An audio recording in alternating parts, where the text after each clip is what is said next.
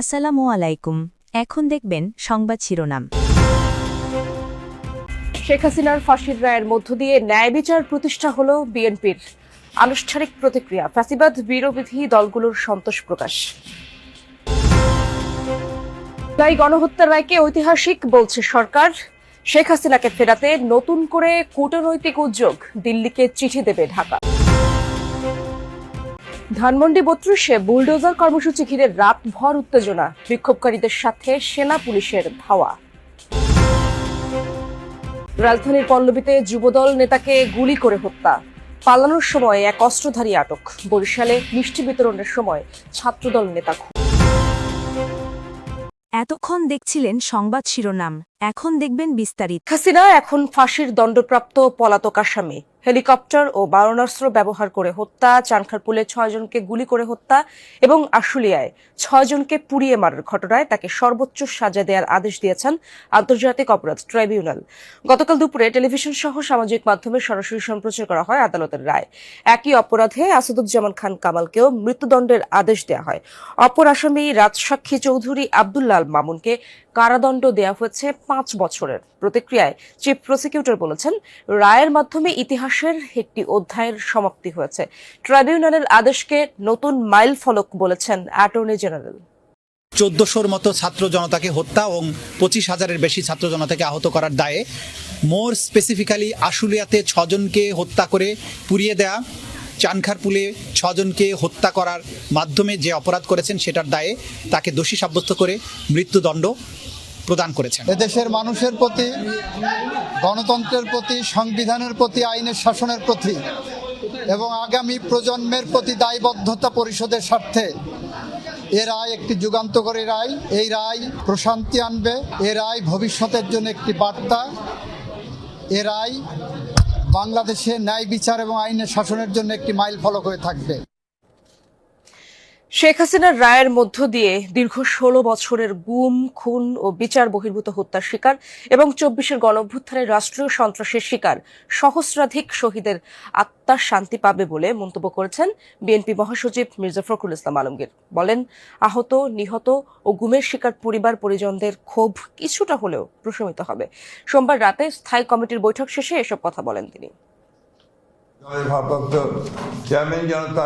সাবেক প্রধানমন্ত্রী শেখ হাসিনার রায়ের সার্বিক বিষয় পর্যালোচনা ও প্রতিক্রিয়া জানাতে গুলশানে বিএনপি চেয়ারপারসনের কার্যালয়ে স্থায়ী কমিটির বৈঠক হয়। বৈঠকে ভার্চুয়ালি যোগ দিয়ে সভাপতিত্ব করেন দলের ভারপ্রাপ্ত চেয়ারম্যান তারেক রহমান। বৈঠক শেষে বিএনপি মহাসচিব মির্জা ফখরুল ইসলাম আলমগীর জানান, ট্রাইব্যুনালে বিচার প্রক্রিয়ার মধ্য দিয়ে আন্তর্জাতিক মানদণ্ড বজায় রেখে শেখ হাসিনা ও তার দোসরদের বিরুদ্ধে রায় ঘোষণা হয়েছে। এর মধ্য দিয়ে ন্যায় বিচার প্রতিষ্ঠা হলো।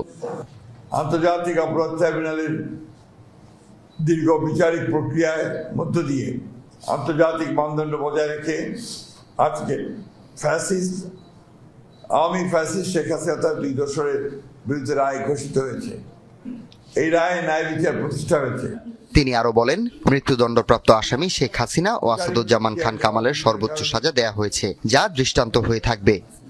আইনের বিধান অনুযায়ী সর্বোচ্চ সাজা প্রদান করা হয়েছে ফ্যাসিস্ট শেখ হাসিনা তার দোসর সাবেক স্বরাষ্ট্রমন্ত্রী আসাদুজ্জামানের।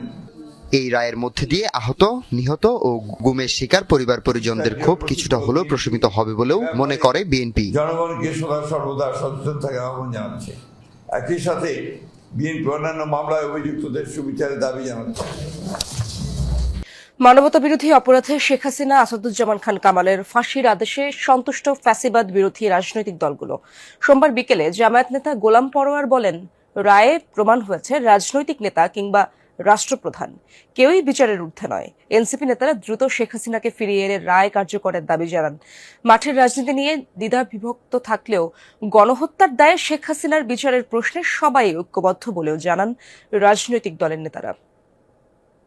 আজকের রায়ের মধ্য দিয়ে অন্তত ক্ষতিগ্রস্ত পরিবারগুলো, তাদের পূর্ণ ক্ষতির পূরণ হয়তো কোনোদিন হবে না, কিন্তু কিছুটা স্বস্তি তাদের হৃদয়ে এসেছে, একটা সুবিচার তারা দেখতে পেল। দাবি জানাবো, জোর দাবি জানাবো যে এই রায় দ্রুত সময়ের মধ্যে কার্যকর করতে হবে এবং অবিলম্বে দিল্লি থেকে শেখ হাসিনাকে বাংলাদেশে ফেরত আনতে হবে। মানবতা বিরোধী অপরাধের দায়ে সাবেক প্রধানমন্ত্রী শেখ হাসিনা এবং সাবেক স্বরাষ্ট্রমন্ত্রী আসাদুজ্জামান খান কামালের মৃত্যুদণ্ড জবাবদিহিতার উজ্জ্বল দৃষ্টান্ত স্থাপন করেছে বিবৃতিতে জানিয়েছেন ডক্টর মোহাম্মদ ইউনূস। সোমবার রাতে দেয়া বিবৃতিতে তিনি আরো বলেন, এই রায়ের ফলে আন্তর্জাতিকভাবে বাংলাদেশের অবস্থান দৃঢ় হয়েছে। প্রমাণ হয়েছে কেউই আইনের ঊর্ধ্বে নয়।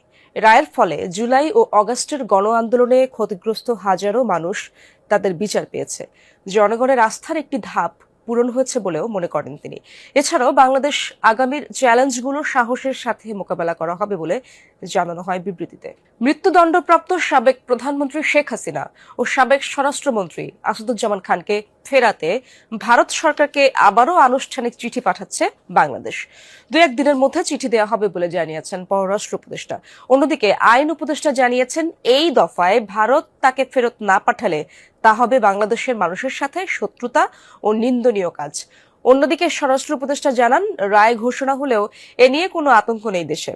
বলেছেন, নাশকতাকারীদের গ্রেপ্তার করা হচ্ছে। এরপরও কিছু জায়গায় ছোটখাটো ককটেল বিস্ফোরণ হলেও বড় কোনো ঘটনা ঘটেনি। সরকার এ নিয়ে কঠোর অবস্থানে রয়েছে।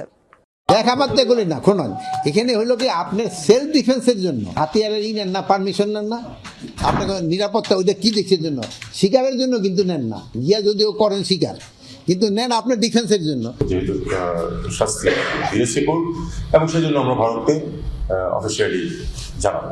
দুজনকে শাস্তি দেওয়া হয়েছে, আমি যখন তাদের ফেরত যাবো, তাদের দুজনকে আমার ফেরত চাইতে হবে। শেখ হাসিনারকে দেশে প্রত্যার্পণের জন্য, এক্সট্রাডিশনের জন্য ভারতের কাছে আবার চিঠি লিখব। ভারত যদি এই গণহত্যাকারীকে আশ্রয় দেওয়া অব্যাহত রাখে, তাহলে ভারতকে বুঝতে হবে এটা বাংলাদেশ এবং বাংলাদেশের মানুষের বিরুদ্ধে একটা শত্রুতা। মানবতা বিরোধী অপরাধে দোষী সাব্যস্ত বাংলাদেশের সাবেক প্রধানমন্ত্রী শেখ হাসিনাকে মৃত্যুদণ্ডের যে রায় দিয়েছে আন্তর্জাতিক অপরাধ ট্রাইব্যুনাল, সেটি লক্ষ্য রেখেছে ভারত। ভারতের পররাষ্ট্র মন্ত্রণালয় এক বিবৃতিতে জানায়, ঘনিষ্ঠ প্রতিবেশী হিসেবে বাংলাদেশি জনগণের শান্তি, গণতন্ত্র, অন্তর্ভুক্তি এবং স্থিতিশীলতার স্বার্থে ভারত প্রতিশ্রুতিবদ্ধ। বিবৃতিতে আরো বলা হয়, বাংলাদেশের স্থিতিশীলতা নিশ্চিত করার লক্ষ্য নিয়ে দেশটির সব অংশীজনের সঙ্গে গঠনমূলকভাবে কাজ করার ধারাবাহিকতা বজায় রাখবে ভারত। সাবেক প্রধানমন্ত্রী শেখ হাসিনার মানবতা বিরোধী অপরাধের মামলার রায়টি ভুক্তভোগী ও তাদের পরিবারের জন্য গুরুত্বপূর্ণ বলে মনে করে জাতিসংঘের মানবাধিকার বিষয়ক কমিশন। সংস্থাটির মানবাধিকার বিষয়ক হাই কমিশনার ভলকার তুর্ক বলেন, এই প্রচেষ্টায় সরকার ও বাংলাদেশের জনগণকে সহায়তা করতে প্রস্তুত তারা। এছাড়াও সত্য উদ্ঘাটন, পুনর্বাসন এবং ন্যায় বিচারের একটি সমন্বিত প্রক্রিয়ার মধ্য দিয়ে বাংলাদেশ এগিয়ে যাবে বলেও মনে করে জাতিসংঘ। হাই কমিশনার সবাইকে শান্ত থাকার আহ্বান জানিয়েছেন। এসব ঘটনার পরিপ্রেক্ষিতে সবাইকে সংযম প্রদর্শনের অনুরোধ করেন তিনি। নীতি অনুযায়ী সর্বোচ্চ সাজা হিসেবে জাতিসংঘ যে কোনো মৃত্যুদণ্ডের বিরোধিতা করে বলে জানান হাই কমিশনার। ধানমন্ডি 32 নম্বরে বঙ্গবন্ধুর বাড়ি ধুলোয় মিশিয়ে খেলার মাঠ বাড়াতে ছাত্র জনতার বুলডোজার কর্মসূচি নিয়ে দিনভর চলা উত্তেজনা গড়িয়েছে রাত